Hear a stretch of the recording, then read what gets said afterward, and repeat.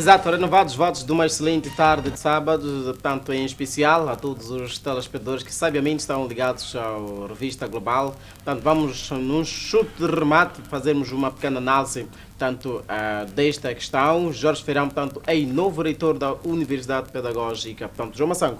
Como é que, portanto, vamos olhar a qualidade do ensino, tendo em conta, portanto, aquilo que são os novos desafios daquilo que, portanto, são de novo, portanto, o reitor, tendo em conta a própria qualidade, olhando para 1992 e 2015. Como é que nós analisamos? Só apenas 30 segundos para tal. Não, eu até posso concordar com o Joel quando dizia que nós temos que discutir a questão da qualidade do ensino e a qualidade de educação.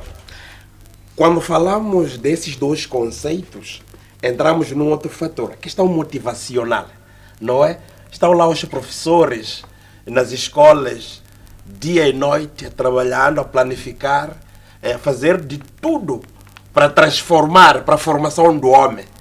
Tu estás a ver o que é a formação do homem? Aquela criança que a gente tiramos da mama, desmamentamos, entregamos nas mãos de alguém, para depois transformar-se em individualidade, para transformar-se em intelectual, para transformar-se em um homem de saber. Quero dizer isso, a questão da motivação também pode ter contribuído no sentido de nós termos esse tipo de ensino, porque nós vivemos numa sociedade. Os professores formam todos esses doutores, formam esses mestres. Agora, o que é que está a falhar? Falhou, se calhar, por causa da ausência de uma política apropriada no setor da educação. Porque há áreas que nós precisamos de motivar. Se nós motivamos a área da autoridade tributária, da coleta dos impostos, aqueles indivíduos que trabalham nas alfândegas recebem mais que os outros, por que não incentivamos o professor através de um bom salário? Nesta situação da crise que o país vive, temos informação que há professores que ainda não receberam o salário de setembro, agosto. Estás a perceber? O que é que você espera desse professor? Aqui entra a questão da corrupção, entra a questão de várias coisas que muitas das vezes não abona. Por outro lado, os pecados deste senhor aqui. Você sabe perfeitamente que, independentemente de ter trazido um novo dinamismo no contexto da educação, mas encontrou Moçambique em modos vivendo, estás a ver, que nós, que por outro lado, a sociedade reclamava. Exato. Eu quero entrar um bocadinho na África do Sul. Na África do Sul, de primeira a 12ª classe, os alunos na África do Sul, o sistema do ensino na África do Sul, mesmo os adereços, falo dos fardamentos, da maneira como o aluno se comporta, como é que se veste, livros, etc. Independentemente da existência, por exemplo, há 10 anos para cá, esta questão como é que eu posso dizer, esta questão do livro gratuito nas escolas, subsidiar o livro a partir da primeira e 7ª classe. Mas há muita coisa que no meio do nosso sistema, de facto, terá sido falhado. O Jorge Feirão, quando chega, eliminou a questão das famosas mini-saias, para essas saias que existem. São essas coisas que em algumas ocasiões até podem ter sido penalizado na nossa sociedade, mas que em termos, digamos, daquilo que foi a política dada do próprio regime em dia, no sentido de poder fazer mais coisas para que o nosso sistema de educação, de facto, ganhasse. E eu penso que, neste preciso momento, devemos aproveitar as melhores coisas, no sentido de trazermos aquilo que nós víamos antigamente. Uma criança... Hoje as pessoas fazem isso, tem lá as chamadas creches, que é o ciclo preparatório. Exato. Para depois entrar no ensino básico.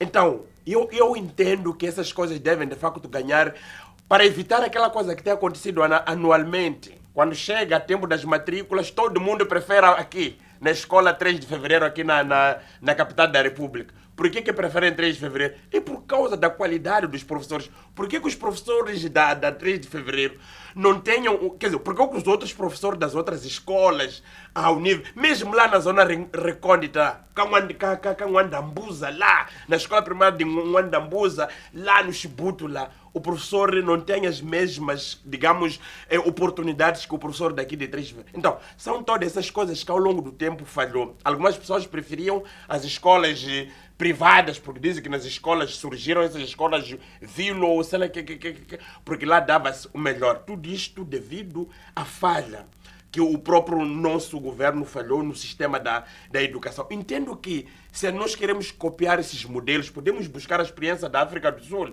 podemos buscar a experiência da Zâmbia, podemos buscar, sobretudo, dos anglófonos, porque no contexto da educação eu acho que o cenário é extremamente diferente. Nós temos a currícula portuguesa, o nosso sistema de ensino não se difere, por exemplo, daquilo que se dá em Portugal, em Brasília, em todos os países da expressão portuguesa. Então, eu tenho... Sr. João Massango, há quem diz que se quer colher em 3 anos planta árvore, se quer colher em 10 anos planta trigo, se quer colher para sempre desenvolve o homem. Acha que, portanto, há falta de desenvolver o homem para que Moçambique possa colher bons resultados nos próximos tempos a nível da educação? Não, eu acho que nós precisamos de investir muito na educação. Primeiro, na questão da formação do próprio homem. A questão da formação do próprio homem parte do professor. Essas questões motivacionais, os salários, sei lá, olha, professor é uma pessoa que nós todos precisamos de acarinhar. É o professor, é o médico, é o enfermeiro. Porque essas pessoas participam no processo, mesmo polícia da República. Nós precisamos de acarinhar para trabalhar com que o crime não domina a nossa sociedade. Então, de uma forma geral, são fatores, e não só. Este tema não se debate, é 1 hora de tempo, é um tema que leva muito tempo para não monopolizar o debate. Mas eu entendo que todos esses fatores, no contexto do nosso sistema educacional, se de facto a atual timoneira entrar e querendo seguir as pegadas do Ferrão na transformação do próprio currículo, os conteúdos educacionais, a motivação, e não politizar o Ministério da Educação, então nós poderemos de facto atingir o topo, porque o outro grande problema é não libertarmos o Estado, trabalharmos. Mas sabes de uma coisa? Este termo motivação está subdividido em 2 partes, é a interna e a externa. Esta questão, o meu colega disse, esta questão de libertar o Estado da política é um fator. O partido político ganha, implementa, está lá o Estado, está a funcionar. Diz, olha, a partir de hoje nós devemos fazer as coisas desta, mas o partido político perde, entra o outro sucessivamente. Então, é importante que neste setor, e independentemente da existência da mão externa, em algumas ocasiões nós precisamos de recorrer nos nossos recursos internos para podermos motivar a área da educação. Afinal de contas, os antigos professores estão vivos. Nós temos conhecimentos. Por que não se vai lá buscar a experiência? Não é? Por que não se vai lá procurar saber qual é o mecanismo que nós possamos para haver esta cadeia de ensino a partir da primeira classe, do ensino básico, do ensino médio até o ensino superior? Porque se o pilar daqui, a partir daqui da base, começa a roer, então vai roer até a universidade. João Massango, vamos olhar tanto para o segundo aspecto, tanto desde que o nosso programa já havíamos feito referência, que vamos ainda nesta edição olharmos para a questão tanto da falência do nosso banco, e vou convidar portanto o Joel. Como é que tanto nós olhamos para esta situação? Estima-se que portanto mais de 2,7 milhões de meticais portanto foram perdidos daquele que é o maior acionista do nosso banco. Como é que esta questão justifica-se? Como é que olha para esta questão do nosso banco? Bem, mais uma vez, boa tarde, e essa é uma questão muito sensível. Tudo que diz respeito ao dinheiro é uma questão sensível. Acabou de dizer aqui que o maior acionista perdeu rios de dinheiro no investimento neste banco. Estamos a falar mais ou menos de aproximadamente 80%, se não me engano, do investimento que a INSS fez para este banco. E o investimento que a INSS fez para este banco significa se está perdido, significa que não é dinheiro da INSS que foi perdido, foi dinheiro do povo, foi dinheiro do Estado, foi dinheiro do povo, porque é o dinheiro do povo, de facto, que de facto, vamos dizer que é coletado no INSS, para fazer, digamos, para garantir que quando os nossos concidadãos perderem aquilo que é o seu emprego, possa recorrer a esta instituição para, de facto, poder, digamos, ser satisfeito em alguns, com alguns, digamos, recursos financeiros. E depois, quando este dinheiro, quando se constata de fato que este dinheiro já não existe e foi perdido por causa do desaparecimento, vamos assim dizer, deste banco, estamos a ver moçambicanos de facto frustrados. E eu dizia que quando se fazia ainda o comentário sobre a educação, estava preparado de facto para falar de um tema em poucos segundos, achei que fosse me dar a palavra, mas vou transportar de facto para este para o caso do nosso banco. Quando uma sociedade se sente, de facto, naquilo que se chama a privação daquilo que quer os seus recursos ou quer os direitos, tecnicamente falando, quando uma sociedade se sente na privação relativa, vamos assistir a uma sociedade com uma agressividade descontrolada, não é? E quando a agressividade é descontrolada, estamos a assistir a um país que não sabe o que fazer. É verdade que com o desaparecimento do nosso banco, nos está a dizer que o nosso país já não sabe o que fazer, porque na história, a não que eu não esteja informado, mas na história de Moçambique, este é o segundo banco apenas a desaparecer, sem querer dizer que o meu desejo é que outros também, é que aconteça a mesma coisa com tantos outros. Mas olhando para outros países, essa é uma questão que não é nova. Mas agora, o mais importante que eu queria aqui referenciar é que, apesar deste dinheiro todo ter assumido nas mãos, digamos, nesta instituição financeira, isso não impede que os proprietários dos dinheiros que estavam lá recorram a uma instância jurídica para poder ver se possam ser ressarcidos os seus valores, apesar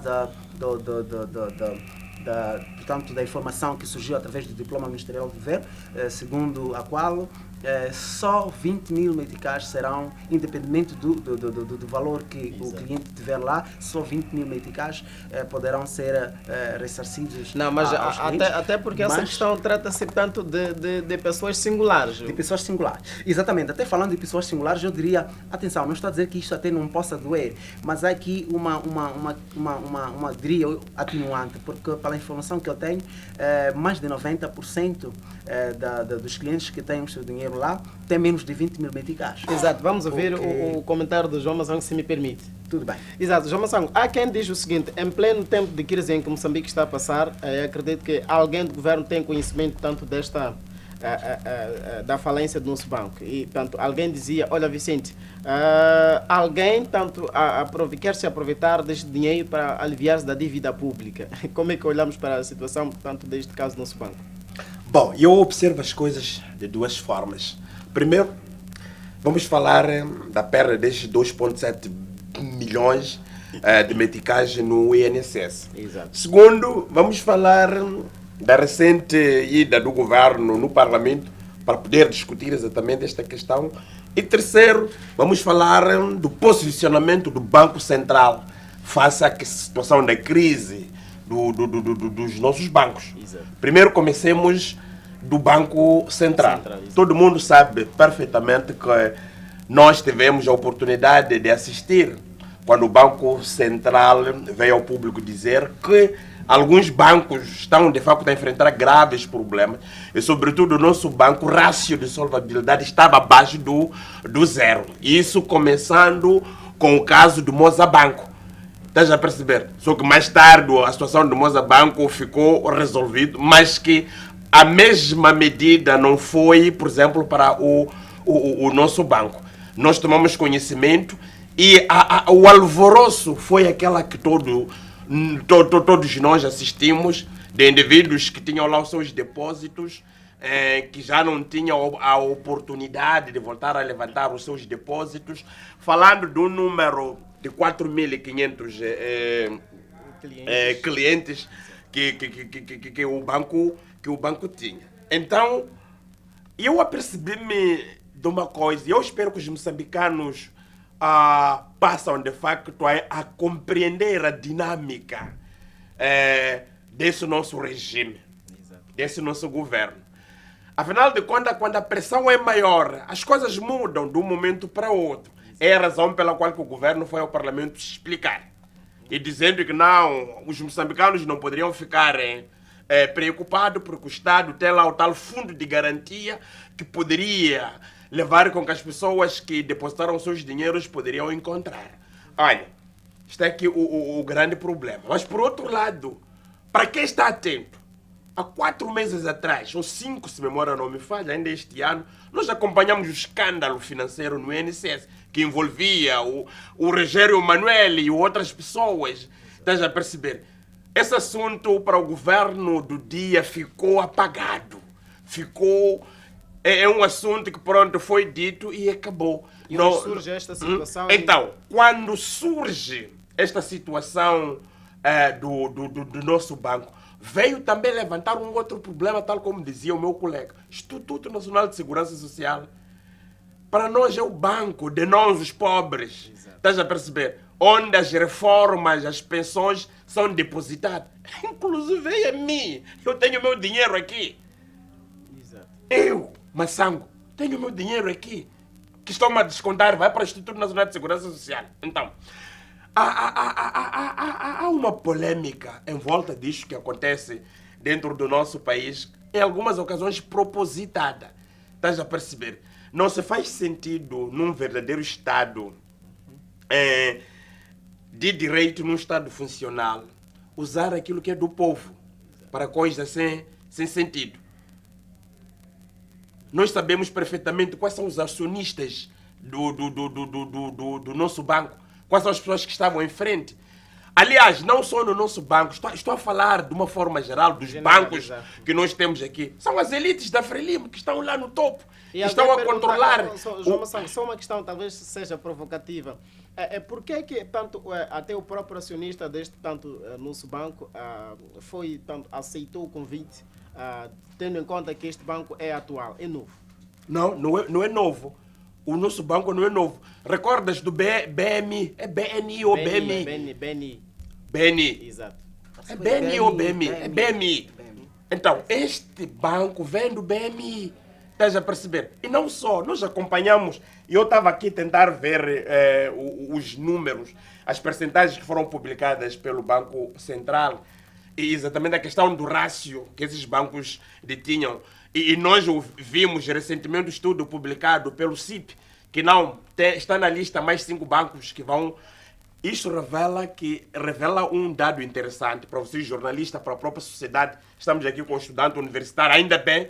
É um dado extremamente interessante, que afinal de contas, quando a crise começa a afetar os bancos, a situação, de facto, do país não está nada bom. Mas, por outro lado, nós vimos o governo de Moçambique para o Parlamento, para poder justificar a própria ministra do Trabalho, Segurança Social, com aqui cozinha ali, foi ao Parlamento para poder se justificar. Até que certo ponto nós vamos justificar quando deixamos o Estado cair em irregularidades que muitas das vezes não ajuda para este país poder crescer. Então, de uma forma geral, eu oro para os moçambicanos que na verdade o Estado deve tomar, porque quando se diz que no país não há dinheiro, nós temos dificuldades. Então, o governo de Moçambique vai assumir que não precisam de se bater cabeça, nós temos o tal fundo de garantia. Então, significa que essa gente está a provocar crise para nós, de forma deliberada, e sabem, quando há alguma inquietação popular, a inquietação do povo,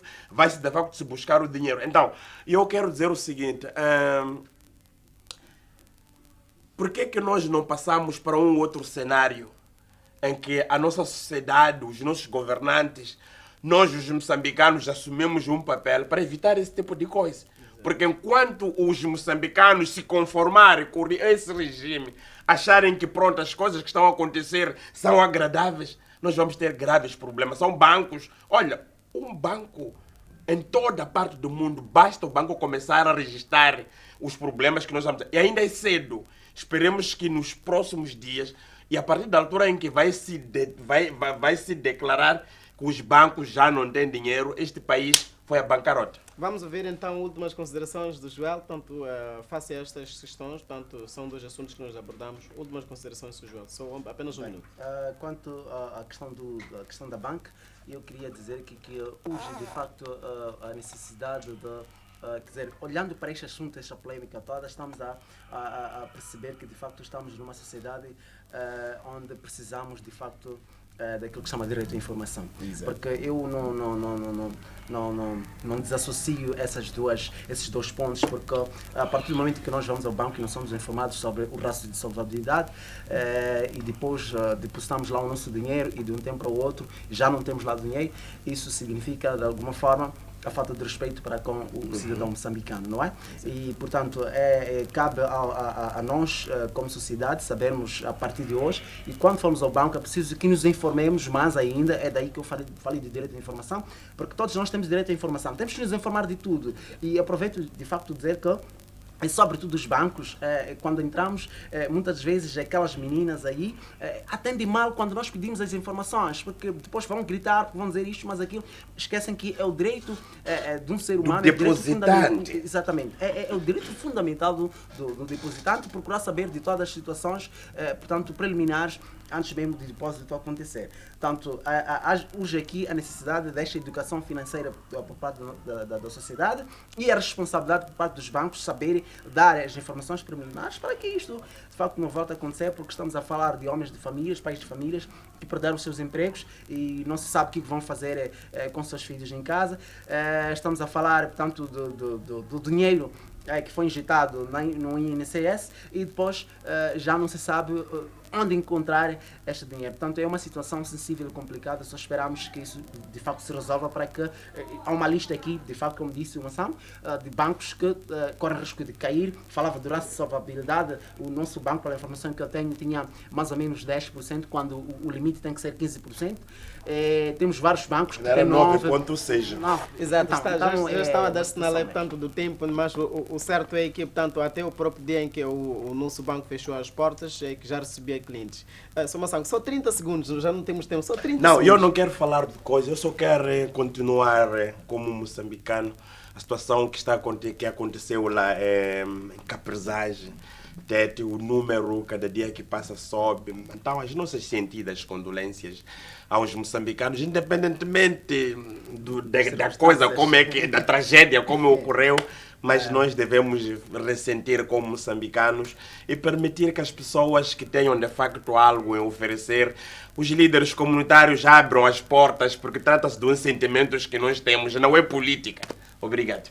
Muito obrigado por ter, portanto, aceito este convite, portanto, para juntos analisarmos este que é o nosso programa Revista Global. Está completa a atualidade nacional para o dia de hoje. Nós voltamos próximo sábado com mais informação. Aquele abraço com tamanho do mundo. Já sabe, meu nome é Vicente Miambo, o homem que se importa com todos, menos ninguém, até com seu próprio inimigo. Aquele abraço, bom final de semana e nada de xixi.